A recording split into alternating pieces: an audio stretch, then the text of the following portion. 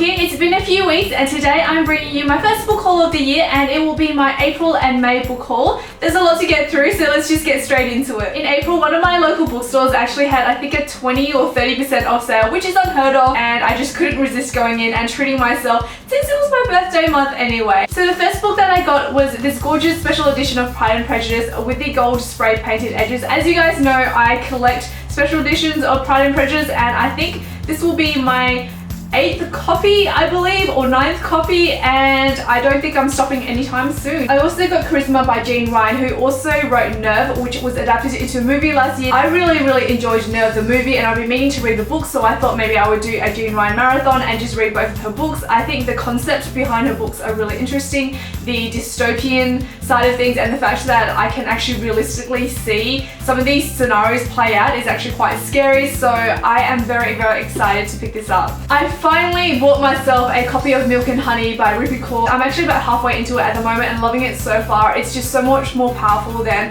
I had initially thought. I also got my own copy of Alex Approximately by Jen Bennett. Jen Bennett has definitely become one of my order by authors, and Alex Approximately did not disappoint me at all. It's one of my favorite reads this year. I will talk more in depth about it in my May wrap up, which should be the next video coming up after this. If you like cute contemporaries that pack a little bit of a punch as well, then this book is perfect for you. The last book that I got in the sale was The Upside of Unrequited by Becky Albertalli, and this is one of the books that's on my Diversity Bingo TBR, and I've heard incredible things about this book. It just sounds like it's going to be super adorable, but also with diverse characters, which is so incredible. I really think that we need to see more of this. So of course, since April was my birthday month, among many other wonderful gifts, I did receive some bookish goodies, and I am going to show them to you right now. Tasha from Fairy Drugs got me A Man Is So Discreet by Mindy McGuinness, and I've been wanting to read this for the longest time. It talks about mental health issues in a time era where it was not very well recognized. I think that we still have a long way to go in terms of understanding mental health and in terms of removing the stigma surrounding mental health, but in this time period, I think understanding of mental health was just unheard of. Sarah from Sarah Without an H got me The Sun Is Also Star by Nicola Yoon, and I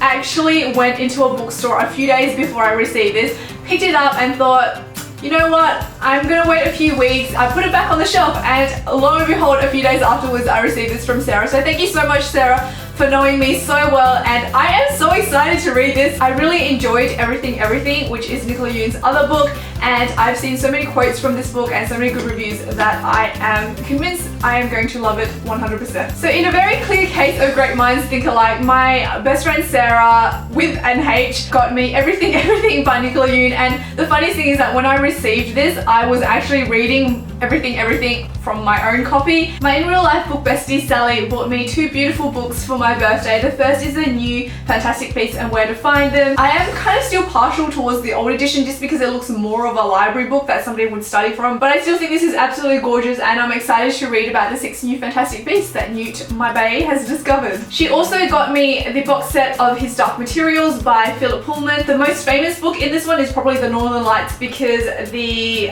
movie came out a few years ago, so I'm very excited to read this, and I think it'll be nice because it'll bring back those kind of Narnia day feels for me. So thank you so much, Sally, for getting me these beautiful books. Nabila from Nabibliomania got me a whole box of goodies for my birthday, half of which were edible and which I've actually already eaten, but one of the things that she got me was actually Wing Jones by Catherine Weber. Look how beautiful it is. Not only is it colored, it's actually ombre, and I just love it so much. It's so beautiful. Aside from the fact that it's absolutely gorgeous, I've actually heard that it is a beautiful story as well, and it does have a diverse main character, which is incredible. She also got me the Lord of Shadows sampler as well, which I will tell you how I feel about Lord of Shadows in about a month. Oh, I forgot to show the other book that my friend Sarah with an H got me, and is Modern Romance by Aziz Ansari. It talks about how interesting and how difficult it is to navigate your way through romance in this technological age. I've just been enjoying reading more non-fiction recently, and I'm very intrigued by this. I don't think I've read anything quite like it, and you know, I'm up for a few good laughs. Oh, you thought that was it? Nope, there's more books. I bought Windfall by Jennifer E. Smith after hearing Kate from Girl Reading talk about it, and she really enjoyed this story. It's about a girl who buys her crush a lottery ticket, and he ends up winning it and then decides to take her on a holiday together. And I honestly can't think of anything cuter than that. I'm so excited to read this. I've just been in a real contemporary mood recently. Do you know how hard it is to find hardcovers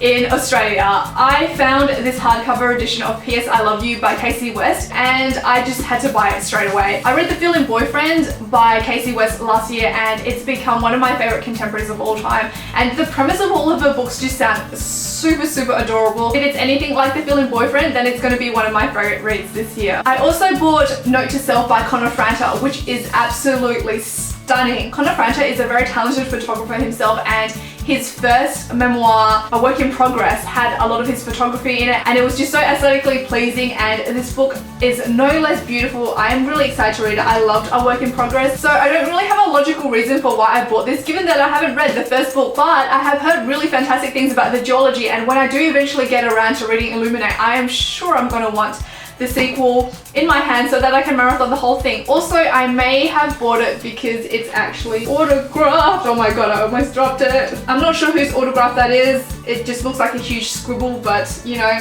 it's autographed.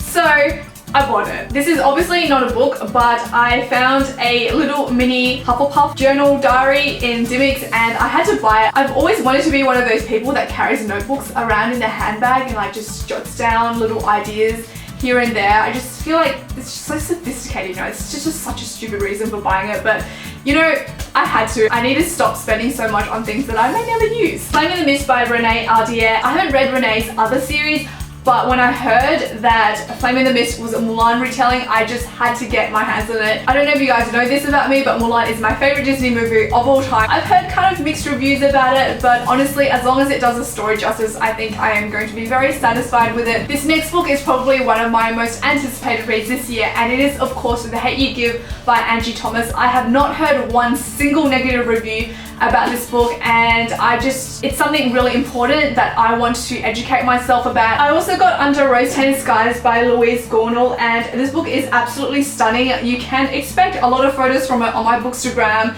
in the future, and Mel from Books with Wings actually recommend this as a better alternative to Everything, which has been called out to be a little bit problematic. So I'm very excited to read this. I've heard a lot of good reviews about this from some very trusted friends. This book has been on my wish list for such a long time. Finally, I have A Dreamology by Lucy Keating. The premise of the story, if you haven't heard of it, is basically a girl who keeps dreaming about this boy, and then one day she actually meets the boy that she's been dreaming of, who was a stranger, but he's real.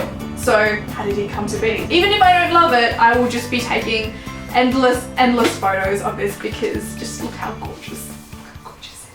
So guys, that is it for my book haul. If you've read any of these books, let me know in the comments below. If you have bad thoughts about them, don't let me know because I've hauled them now, so there's nothing I can do about it. But otherwise, I hope you're all having a fantastic day and I'll speak to you all very soon. Bye now!